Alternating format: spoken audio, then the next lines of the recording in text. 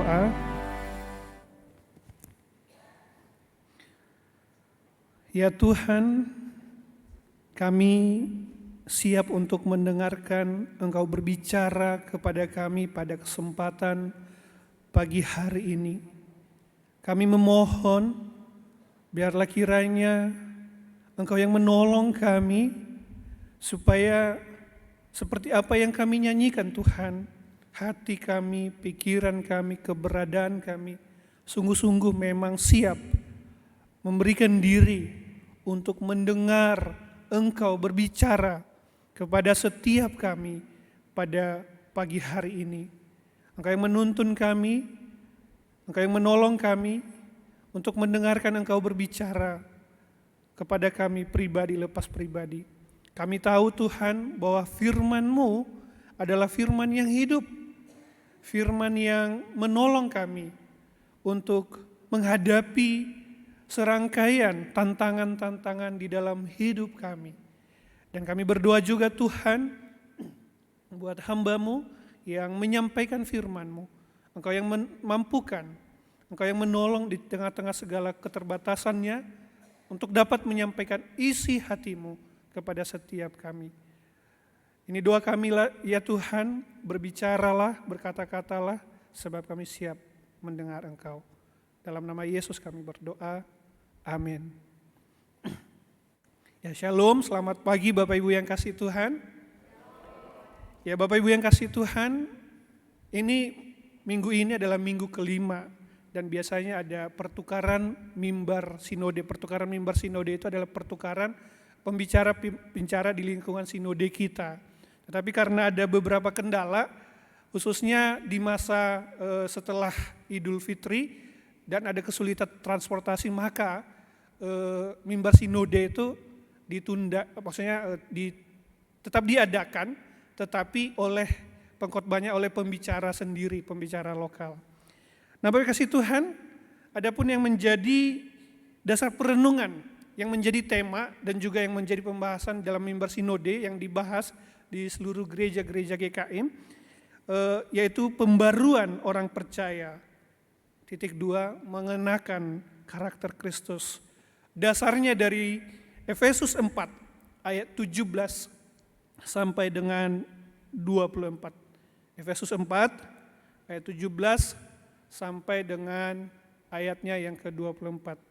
Saya akan membacakannya bagi kita Bapak Ibu kasih Tuhan. Silakan Bapak Ibu menyimaknya di Alkitab atau gadgetnya masing-masing. Alkitab yang ada di gadgetnya. Manusia baru. Sebab itu kukatakan dan kutegaskan ini kepadamu di dalam Tuhan. Jangan hidup lagi sama seperti orang yang tidak mengenal Allah dengan pikirannya yang sia-sia dan pengertiannya yang gelap, jauh dari hidup persekutuan dengan Allah karena kebodohan yang ada di dalam mereka dan karena kedegilan hati mereka. Perasaan mereka telah tumpul sehingga mereka menyerahkan diri kepada hawa nafsu dan mengerjakan dengan serakah segala macam kecemaran. Tetapi kamu bukan demikian. Kamu telah belajar mengenal Kristus karena kamu telah mendengar tentang Dia dan menerima pengajaran di dalam Dia menurut kebenaran yang nyata dalam Yesus, yaitu bahwa kamu berhubungan dengan kehidupan kamu yang dahulu harus menanggalkan manusia lama yang menemui kebinasaan oleh nafsunya yang menyesatkan, supaya kamu dibarui di dalam roh dan pikiranmu dan mengenakan manusia baru yang telah diciptakan menurut kehendak Allah di dalam kebenarannya dan kekudusan yang sesungguhnya. Ya Bapak Ibu yang dikasihi Tuhan, sedemikian jauh kebenaran firman Tuhan. Yang berbahagia ialah kita yang membaca, kita yang merenungkan, dan kita yang terus berjuang untuk hidup sesuai dengan apa yang Tuhan nyatakan di dalam firman-Nya. Amin. Bapak Ibu kasih Tuhan, akhir-akhir ini kita mungkin mengikuti atau menyaksikan kasus-kasus yang viral, khususnya penganiayaan begitu ya.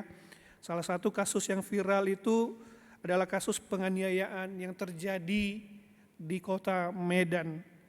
Nah, di dalam yang viral itu adalah sebuah video, dan di dalam video itu ada seorang anak muda itu menganiaya anak muda yang lainnya, yang mungkin kemungkinan adalah orang yang dia kenal dan temannya sendiri.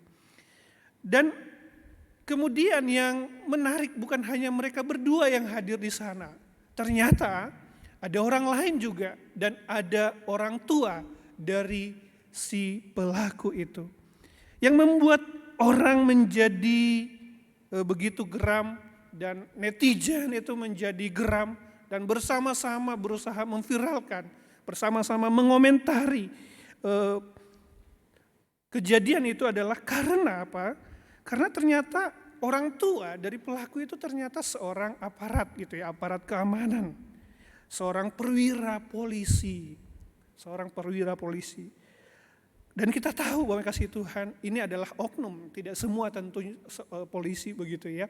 Nah, perwira polisi atau polisi di dalam bayangan kita, identitas seorang polisi yang kita pahami adalah ia adalah seorang pengayom, pelindung, seorang yang berusaha menolong orang lain supaya tidak melakukan kejahatan kepada yang lain. Nah, hal ini kita melihat ternyata ada sesuatu yang gak sinkron. Dan inilah yang kemudian membuat netizen menjadi ya berapi-api semangat untuk menghujat, kemudian mengutuki perlakuan itu. Karena ada yang tidak sinkron di sana. Seorang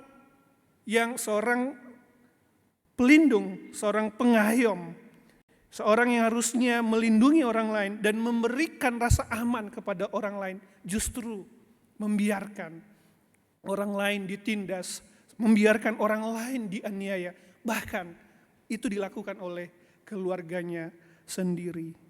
Antara identitasnya sebagai seorang polisi yang harusnya memberikan rasa aman, tidak sinkron dengan tindakannya, identitas dan tindakan tidak sinkron. Nah, Bapak kasih Tuhan, kadang-kadang ini bisa terjadi di dalam kehidupan kita. Di dalam kehidupan kita antara tindakan dan perbuatan, antara identitas kita dan tindakan kita bisa tidak sesuai dengan status kita. Bapak kasih Tuhan, ada seorang hamba Tuhan menceritakan begitu ya. Menceritakan suatu hari dia pulang atau mau pulang dari gereja, dan ketika pulang dari gereja jalannya memang agak sedikit sepi begitu ya, sekalipun ada beberapa mobil atau kendaraan yang hilir mudik. Nah, kemudian dia berusaha menyeberang jalan gitu ya, dan itu diikuti oleh beberapa orang ibu-ibu. Nah, kemudian Bapak kasih Tuhan, tiba-tiba ada sebuah mobil kijang merah yang ngebut ugal-ugalan gitu ya, dan hampir saja menabrak sekelompok ibu-ibu yang sedang menyeberang jalan. Dan kemudian ketika hampir menabrak itu, dia yang paling marah gitu ya. Dia bentak-bentak orang yang ada di pinggir jalan itu dan berteriak-teriak sambil memaki-maki begitu ya. Dan kemudian ibu-ibu juga tidak kalah heboh, baru pulang dari gereja. Mereka balas juga dengan perkataan-perkataan yang kasar juga. Dan terjadilah balas membalas. Nah, yang menarik Bapak kasih Tuhan, ternyata di kaca mobil itu tertulis di sana panitia HUT, kaum bapak-bapak gereja, titik, disensor ya. Nah, Bapak kasih Tuhan, kita menemukan ada sesuatu yang gak sinkron begitu ya. Kita menemukan sesuatu yang aneh di sini. Ternyata panitia HUT, artinya kita seharusnya menyadari bahwa berarti ini adalah orang Kristen. Bahkan bukan hanya orang Kristen biasa, tetapi mereka adalah orang-orang yang juga memberikan diri untuk melayani Tuhan, berbagian di dalam hari ulang tahun bapak-bapak misalnya. Nah, tetapi identitas mereka sebagai orang Kristen atau sebagai orang percaya ternyata tidak menjamin perlakuannya. Nah, Bapak kasih Tuhan, ini tidak sinkron, tidak matching. Nah, Bapak kasih Tuhan, sesungguhnya sebagai orang percaya, sebagai orang yang sudah mengalami karya keselamatan di dalam Kristus Yesus, kita memiliki identitas yang baru. Kita memiliki status yang baru. Kita tadinya anak-anak kegelapan, sekarang kita memiliki status yang baru, yaitu kita disebut sebagai anak-anak terang. Kita disebut sebagai anak-anak Tuhan, anak-anak Allah. Dan Bapak kasih Tuhan, sebutan sebagai anak-anak Allah itu seharusnya matching dengan kehidupan kita. Matching dengan tindakan-tindakan kita, perkataan kita, dan perbuatan kita. Nah, bagaimana Bapak kasih Tuhan? Supaya kita matching. Supaya kita sesuai dengan status kita sebagai orang yang sudah mengalami keselamatan di dalam Tuhan.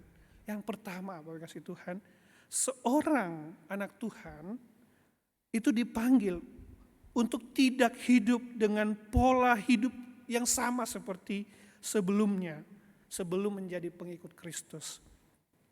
Bapak kasih Tuhan, seorang pecandu narkoba itu beberapa kali saya dengar memberikan kesaksiannya seperti ini.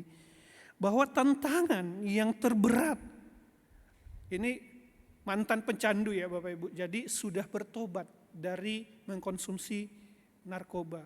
Dan kemudian dia bercerita, tantangan yang paling berat untuk tidak lagi kembali menjadi pecandu narkoba adalah lingkungan dan orang-orang yang berinteraksi dengan dia. Biasanya dia punya circle.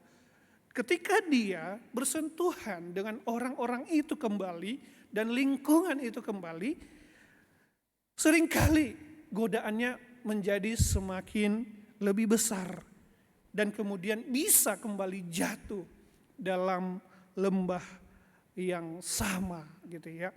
Bapak kasih Tuhan, dalam kehidupan rohani ini pun bisa terjadi Bapak kasih Tuhan. Bapak kasih Tuhan, kita bisa kembali hidup dengan kehidupan yang lama kita. Dan itu juga yang menjadi perhatian daripada Rasul Paulus terhadap jemaat di dalam Efesus ini. Kalau kita membaca kasih Tuhan di dalam Efesus pasal 1-3, Paulus memberitahukan dan menegaskan bahwa dalam Kristus jemaat Efesus sudah memiliki identitas yang baru, yaitu mereka memiliki identitas yang baru sebagai anak-anak Allah. Di ayat 17 juga kembali ditegaskan di sana, sesuai dengan identitas tersebut, Paulus menegaskan supaya mereka tidak lagi menjalani pola pikir duniawi yang dahulu pernah mempengaruhi kehidupan mereka sewaktu mereka menjadi pengikut Kristus. Jadi sebelumnya mereka adalah orang-orang yang hidup di dalam kehidupan duniawi. Orang-orang jemaat Efesus. Mereka sama dengan jemaat-jemaat di Efesus. Tetapi kemudian mereka menerima Yesus, juru selamat mereka. Maka sebagai seorang yang sudah menerima Yesus sebagai juru selamat, hidupnya seharusnya sudah dia sama lagi dengan orang-orang yang ada di Efesus. Mereka seharusnya sudah berubah. Nah, mengapa Paulus menegaskan identitas, bahwa kamu identitas kepada jemaat Efesus, dan menyatakan kamu ini anak-anak Allah, kamu ini anak-anak terang. Mengapa Paulus mengingatkan itu Bapak kasih Tuhan? Nah, hal ini karena ada lingkungan yang selalu bisa mempengaruhi jemaat Efesus begitu ya. Mereka, jemaat Efesus itu masih berada di dalam lingkungan orang-orang yang memiliki pola pikir dan gaya hidup yang masih menyembah berhala, yang senantiasa bisa mempengaruhi mereka. Memang betul, mereka sudah memiliki status, tetapi mereka masih berada di dalam kehidupan atau lingkungan yang sama. Untuk itu Paulus negasin gitu ya, kamu adalah anak-anak Allah. Dan kamu sekarang berada di dalam kondisi jemaat-jemaat Efesus, di mana dulu kamu hidup. Nah, dikatakan di ayat 17, atau dikatakan bahwa Efesus merupakan kota penyembahan berhala. Dan juga kota Efesus merupakan kota metropolitan pada saat itu. Merupakan trendsetter begitu ya, bagi budaya kekaisaran Romawi. Trendsetter itu ya pusat di mana orang-orang menjadi acuan begitu. Itu menjadikan acuan kehidupan orang-orang lain pada saat itu. Nah, di Efesus itu ada kuil Diana yang merupakan salah satu dari 7 keajaiban di dunia kuno. Jadi kita bisa membayangkan betapa majunya, betapa berkembangnya kota Efesus. Tetapi Bapak kasih Tuhan, di dalam kota Efesus itu juga dipenuhi berbagai dosa penghujatan kepada Allah. Paulus ngasih tahu bagaimana cara kehidupan di Efesus itu. Di sana orang-orangnya itu adalah orang-orang yang tidak mengenal Allah. Baik dalam 3 kategori, yaitu pikirannya gelap, hatinya keras, dan jauh dari Allah. Jadi orang-orang yang ada di Efesus itu memang berkembang pesat. Mereka adalah pusat peradaban pada saat itu. Mereka menjadi trendsetter. Tetapi orang-orang di sana yang hidup di sana adalah orang-orang yang tidak mengenal Allah. Pikirannya gelap, hatinya keras dan jauh dari Allah. Karena pikiran mereka yang gelap dan hati mereka yang keras, mereka tidak memiliki Allah di dalam pikiran mereka dan sikap hidup mereka. Seorang komentator mengatakan implikasi dari kelakuan orang-orang dipaparkan di dalam ayat Efesus 4 ayat 17 sampai 9 adalah mengenai dosa penyembahan berhala. Berhala adalah segala sesuatu yang bukan Allah yang menjadi pusat penyembahan kita. Dalam hal ini manusia berbalik dari Allah dan menyembah diri sendiri. Apa yang mereka lakukan semuanya berpusat kepada kepuasan diri daripada kepuasan Allah.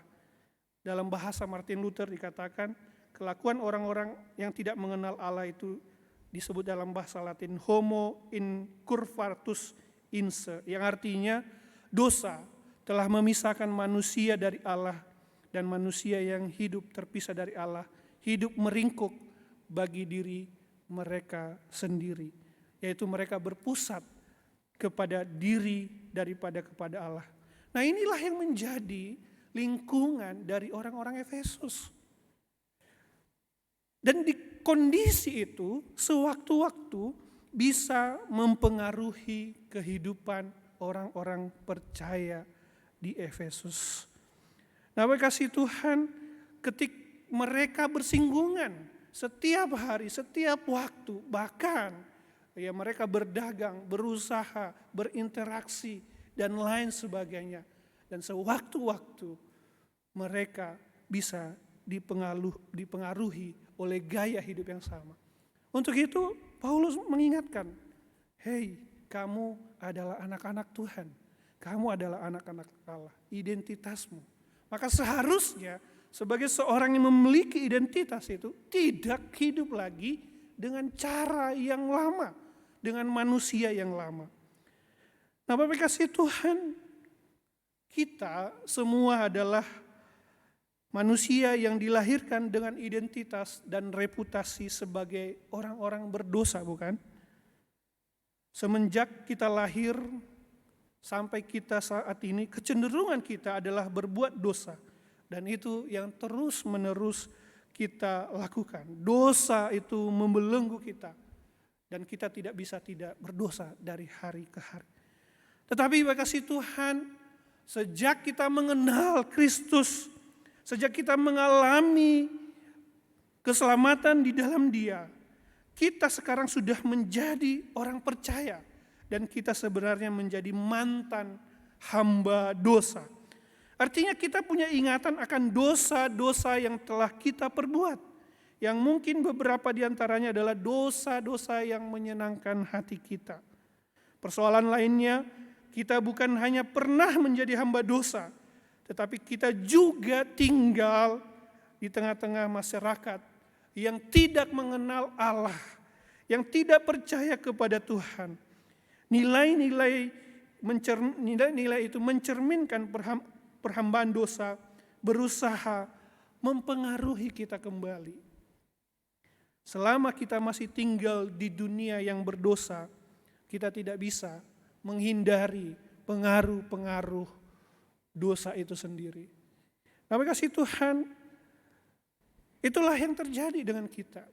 Kita adalah orang-orang yang sudah percaya kepada Tuhan. Kita sudah memiliki identitas yang baru di dalam Tuhan. Kita adalah orang-orang yang sudah dimerdekakan dari dosa. Dan kita bukan tidak lagi diperbudak oleh dosa. Namun Bapak kasih Tuhan, kita masih di dunia, bukan? Kadang-kadang di dunia ini ada banyak mungkin orang atau banyak pola pikir dunia ini yang tidak sama dengan kehendak Tuhan. Dan Tuhan menuntut kita untuk tidak untuk tidak sama dengan dunia ini. Nah, Bapak kasih Tuhan, misalnya saja Bapak kasih Tuhan, kalau Bapak Ibu yang menggunakan gadget aktif, misalnya menggunakan Facebook, kemudian IG dan lain sebagainya. Kadang-kadang tiba-tiba ada notifikasi begitu ya. Notifikasi entah siapa yang nge-tag, kemudian itu menyebarkan video-video yang tidak pantas, yang tidak layak. Bahkan mungkin di dalam internet itu bisa muncul. Beberapa orang mengatakan bisa muncul begitu ya. Dan itu bisa mempengaruhi kita. Tinggal klik dan kemudian lihat sesuatu yang tidak kudus di hadapan Tuhan. Dan itu kemudian mempengaruhi kita. Padahal keputusan itu terjadi bisa dalam waktu hanya sepersekian detik. Bahkan itu juga yang terjadi bukan? Ketika kita di dalam kehidupan bisnis. Ada begitu banyak tawaran-tawaran di dunia ini. Kita melihat orang-orang di sekitar kita banyak kok yang gak jujur. Ya gak apa-apalah, sekali-sekali gak jujur sama seperti orang lain. Toh orang lain juga melakukan hal yang sama. Ya saya sesekali lah lakukan biar sama dengan orang lain. Atau mungkin cara-cara yang lain menyelesaikan masalah-masalah yang lain. Dengan kekerasan, dengan tindakan-tindakan yang tidak menyenangkan Tuhan. Nah, kasih Tuhan ada banyak kondisi-kondisi yang mempengaruhi kita setiap saat yang mendorong kita untuk hidup lagi sama seperti dunia ini. Dan disinilah kemudian Paulus mengatakan, hey, ingatlah bahwa kamu adalah orang yang sudah diselamatkan di dalam Tuhan. Identitasmu adalah anak-anak Tuhan. Identitasmu adalah orang yang sudah diselamatkan. Cara hidupmu tidak lagi sama dengan cara hidup yang lama. Tidak sama lagi dengan cara hidup dunia ini. Kita seharusnya hidup dengan cara yang baru. Dan itulah yang menjadi poin kedua, kasih Tuhan. Seorang anak Tuhan dipanggil untuk hidup dengan cara yang baru. Yaitu mengenakan karakter Kristus.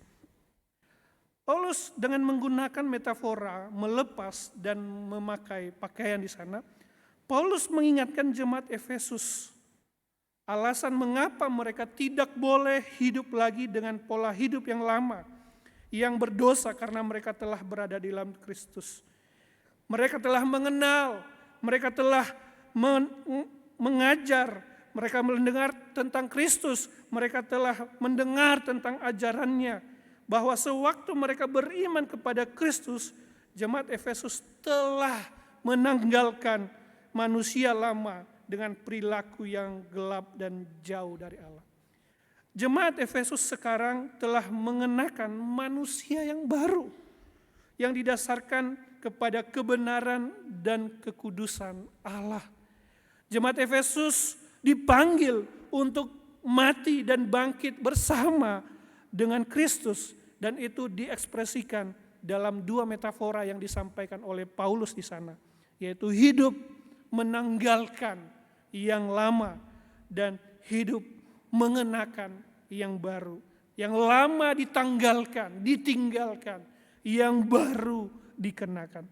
Artinya lebih tepatnya bagi kasih Tuhan adalah hidup yang mati terhadap apa? Terhadap diri sendiri, terhadap dosa dan segala kesenangan, dan kemudian mengenakan yang baru, yaitu mengenakan karakter Kristus. Ibarat seperti kita kalau mandi begitu kasih Tuhan, kita misalnya seharian itu bekerja dan itu dipenuhi dengan lumpur, kotoran, dan kita keringat luar biasa Bapak kasih Tuhan. Dan kemudian kita mandi bukan? Dan ketika kita mandi, kita membersihkan diri kita, maka otomatis kita tidak lagi orang yang baik, yang benar, tidak akan menggunakan pakaian yang kotor, yang penuh dengan lumpur, yang penuh dengan debu, yang penuh dengan keringat itu tentu tidak dipakai. Betapa menjijikannya jikalau orang kembali sesudah mandi, ia menggunakan pakaian yang kotor, yang penuh dengan debu, yang penuh dengan lumpur. Tentu dia akan mengenakan pakaian yang baru. Dan dalam hal ini, yang lama itu berbicara tentang kehidupan lama, dan yang baru itu berbicara tentang hidup dalam Kristus. Nah, kasih Tuhan, Paulus menjelaskan bahwa di dalam Kristus, jemaat telah menanggalkan manusia lama mereka. Frasa manusia lama di sini merujuk kepada pola hidup seseorang yang belum percaya, yang pola pikirnya dan tingkah lakunya dipaparkan oleh Paulus di dalam ayat 1-19, yaitu hidupnya jauh dari Tuhan, terpisah dari Allah, dan terpusat kepada keinginan untuk melakukan perbuatan kedagingan. Kata menanggalkan di sana itu menggunakan tensis aorist infinitif, yaitu menjelaskan tentang sebuah tindakan yang telah terjadi di masa lampau. Jadi kata kerja menanggalkan di sana itu merupakan keputusan satu kali untuk selamanya, sewaktu seorang beriman kepada Yesus. Hal ini selaras dengan apa yang dikatakan dalam Roma 6 ayat 6, bahwa manusia lama kita telah turut disalibkan supaya tubuh dosa kita hilang kuasanya, agar jangan kita menghambakan diri lagi kepada dosa. Meskipun Bapak kasih Tuhan, kita sudah menanggalkan manusia lama kita, sudah terjadi sewaktu kita bertobat, tetapi dorongan untuk mati bagi dosa harus menjadi pola yang kita lakukan dari hari ke hari, dari waktu ke waktu.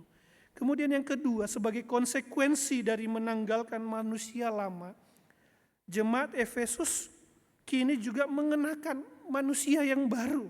Di ayat 24 mengatakan bahwa manusia baru adalah ciptaan yang baru, yang diciptakan menurut kehendak Allah di dalam kebenaran dan kekudusan Allah.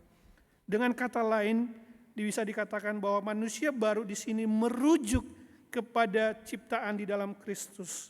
Mengenakan manusia baru sama dengan artinya mengenakan karakter Kristus.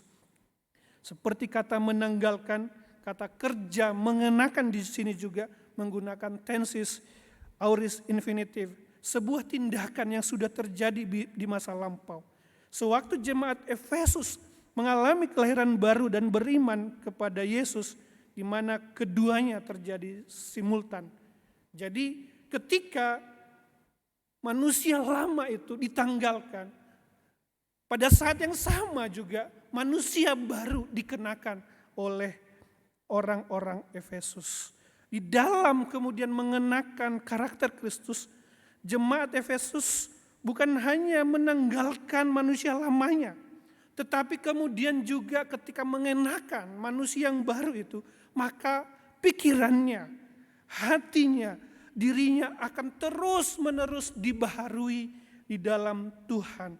Ada proses pembaruan di dalam setiap orang-orang percaya.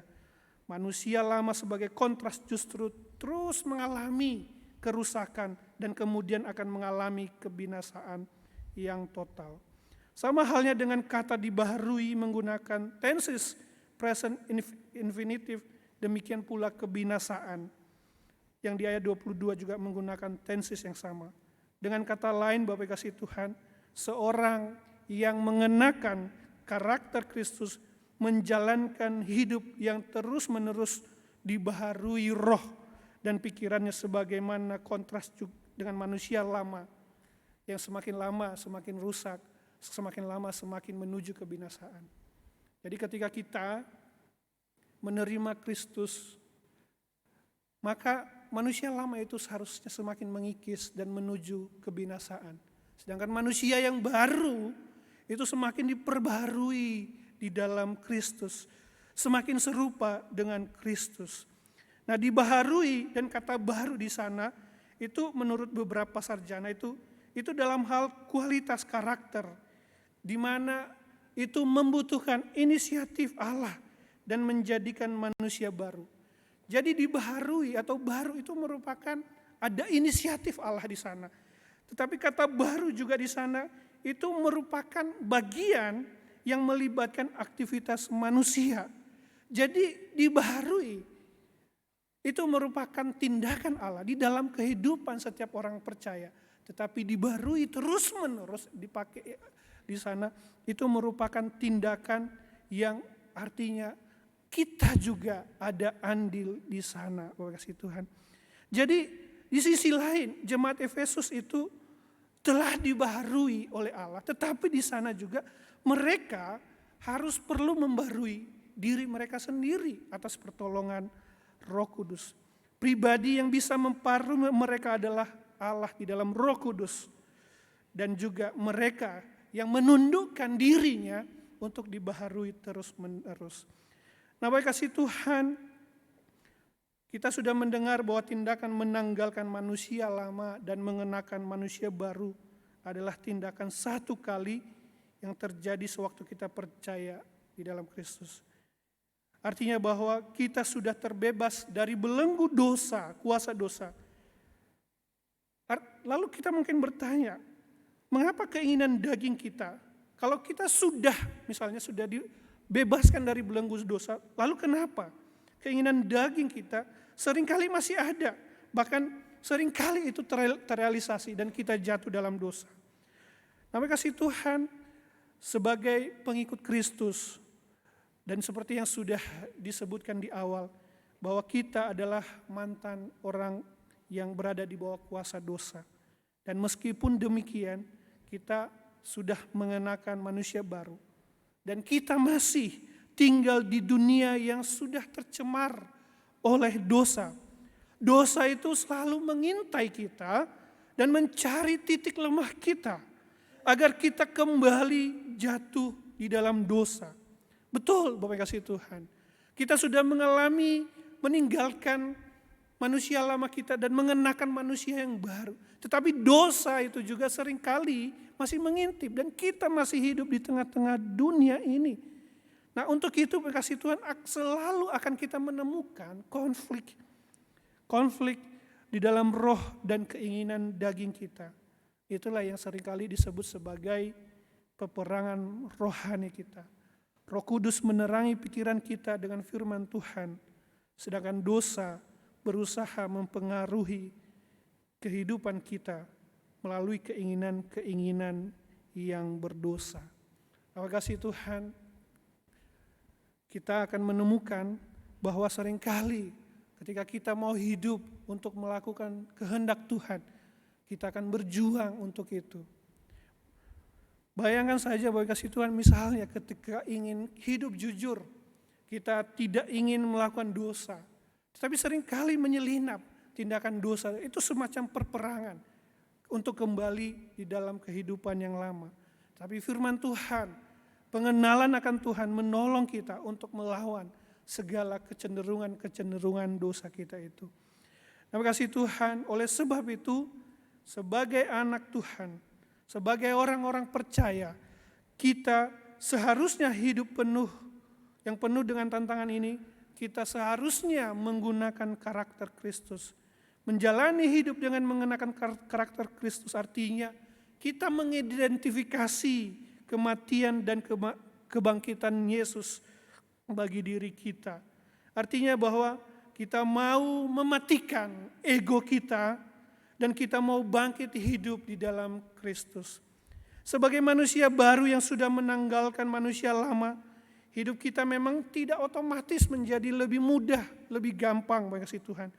Justru kita harus terus-menerus waspada terhadap godaan dosa dan serangan-serangannya. Karena kita berhadapan dengan musuh yang kuat. Seperti yang dikatakan oleh Rasul Petrus di dalam 1 Petrus 5 ayat 8 sampai 9. Di sana dikatakan, sadarlah dan berjaga-jagalah, lawanlah si iblis. Lawanmu si iblis berjalan keliling sama seperti singa yang mengaum-ngaum dan mencari orang yang dapat ditelannya. Lawanlah dia dengan iman yang teguh, sebab kamu tahu bahwa semua saudaramu di seluruh dunia menanggung penderitaan yang sama. Kita harus selalu memohon kepada Allah untuk menguji keinginan kita, apakah menuntun kepada kekudusan atau kepada dosa. Kemudian makasih Tuhan, sewaktu kita dipanggil untuk mengenakan Kristus di dalam kebenaran dan kekudusan yang dikehendaki Allah, tidak cukup hanya bermodal iman dan doa saja, tetapi kita juga harus menaklukkan segala pikiran dan kehendak kita kepada Kristus di dalam kehidupan yang nyata. Sewaktu Petrus berkata, sadarlah dan berjaga-jagalah terhadap dosa.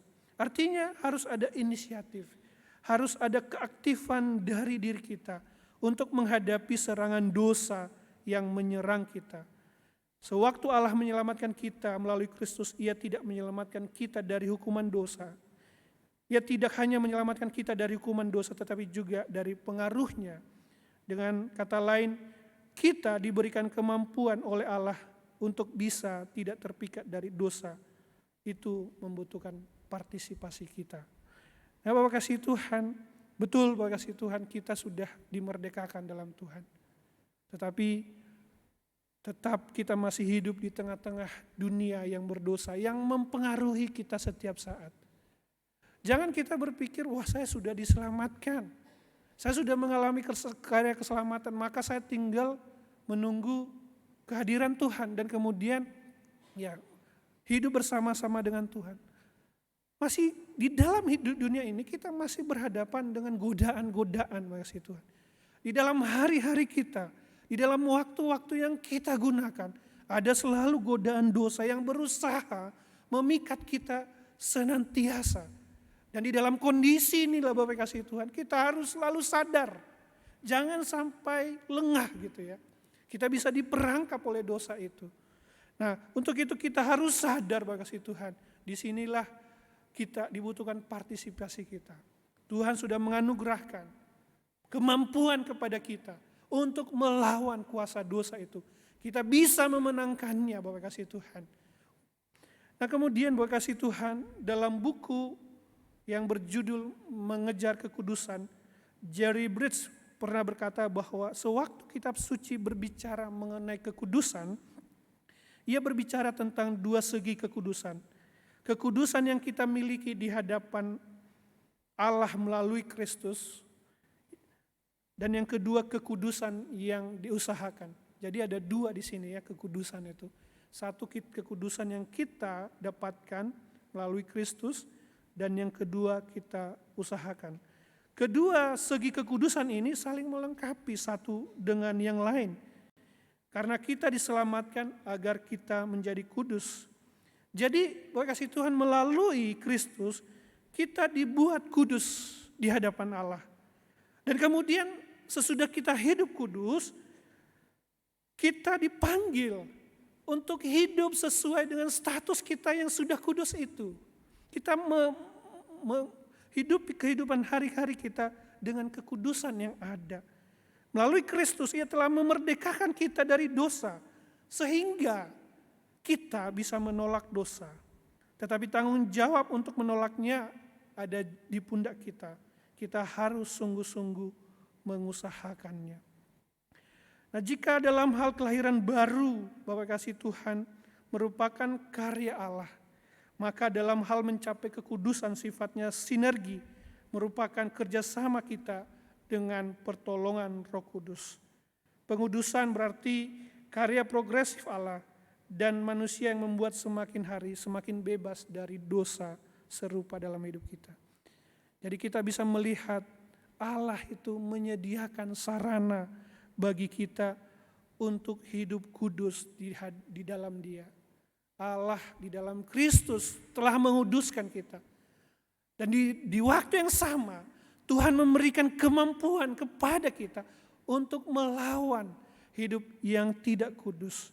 Nah, kasih Tuhan, sewaktu kita sebagai manusia yang baru mengenakan karakter Kristus, kita dipanggil di dalam kebenarannya. Artinya kita bukan hanya tidak melakukan apa yang jahat, yang dilarang Tuhan, tetapi kita juga melakukan apa yang baik menjadi kehendak Tuhan. Pelanggaran terhadap kekudusan itu berbicara sewaktu kita gagal di dalam melaksanakan apa yang dilarang oleh Tuhan. Tetapi di sisi lain juga pelanggaran itu berbicara ketika kita tidak melakukan apa yang baik. Kalau kita melihat di dalam 10 hukum Bapak kasih Tuhan, kita akan melihat ada kata di sana jangan. Kemudian ada kata positif, kalimat positif, ingat dan kuduskan hari Sabat. Itu artinya antara apa yang dilarang, jangan itu, dan apa yang dikasih tahu, lakukanlah yang ini, yang positif, yaitu ingat dan hormati, itu merupakan hal yang sama. Jadi berbicara tentang hidup di dalam kebenaran dan kekudusan, bukan hanya berbicara jangan melakukan yang jahat saja, bukan. Jangan lakukan ini dan lain sebagainya. Tetapi itu juga berbicara tentang hal-hal yang baik, apa yang dikehendaki Tuhan. Nah, kasih Tuhan mengenakan manusia baru, artinya melakukan apa yang Tuhan kehendaki melalui firman-Nya. Bukan hanya menghindari apa yang dilarang orang Tuhan. Jadi ini berbeda kasih Tuhan. Dua hal ini harus ada di dalam kehidupan orang percaya. Kita tidak hanya menghindari dosa, tetapi kita melakukan apa yang dikehendaki oleh Tuhan. Dan ketika kita melakukan dua-duanya ini, menghindari dosa, tidak melakukan, dan kemudian kita melakukan apa yang Tuhan kehendaki, maka hidup kita akan memancarkan kasih Kristus dari waktu ke waktu. Nah, kasih Tuhan, inilah yang menjadi kehidupan orang percaya. Seorang yang percaya, dia akan meninggalkan manusia lama. Manusia lama itu adalah kehidupan dosa, cara berpikir, pola pikir dan lain sebagainya. Dia memiliki identitas dan di saat yang bersamaan dia sudah memiliki status yang baru. Dan di dalam status itu sebagai orang percaya ia mengenakan karakter Kristus. Karakter Kristus itu berbicara tentang apa? Itu berbicara tentang hidup di dalam kebenaran dan kekudusan. Kebenaran dan kekudusan itu berbicara tentang apa? Itu berbicara tentang melakukan kehendak Tuhan dan juga menjauhi larangan-larangannya. Nama kasih Tuhan, sudah berapa lama kita hidup sebagai orang-orang percaya? Sudah berapa lama kita hidup sebagai orang-orang Kristen? Adakah kita hidup sesuai dengan status kita sebagai orang-orang percaya? Adakah kita sudah hidup di dalam firman Tuhan? Firman Tuhan mengajarkan kita untuk hidup di dalam keramahan, pengendalian diri, berbicara tentang sukacita, mengucap syukur, dan lain sebagainya. Apakah kita sudah hidup? Jangan-jangan selama ini justru kita hidup tidak sesuai dengan apa yang Tuhan kehendaki, sesuai identitas kita. Kita masih hidup di dalam manusia yang lama kita.